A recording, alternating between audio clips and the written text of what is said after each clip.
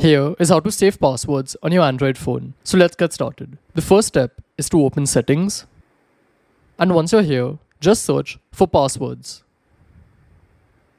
You'll find this option called passwords and autofill. So on Samsung, it will be this. And if you have another Android phone, you will find a similar option called passwords and autofill. So click on it. Then here select the last option, that's passwords and autofill. And here we have two places to save our password. One is Google and the second option is Samsung Pass. So you can decide where you want to save your passwords. I personally prefer Google, so I'll just click on it. Then here select your Google account where you'd want to save your passwords. Click on continue and now select Google Password Manager. And over here we can see all of our passwords that we've already saved with Google. And if we want to add more passwords, click on add password, that's here. Then first you have to select the site or the app. So if it's an app, just click on select app, then add the app from here.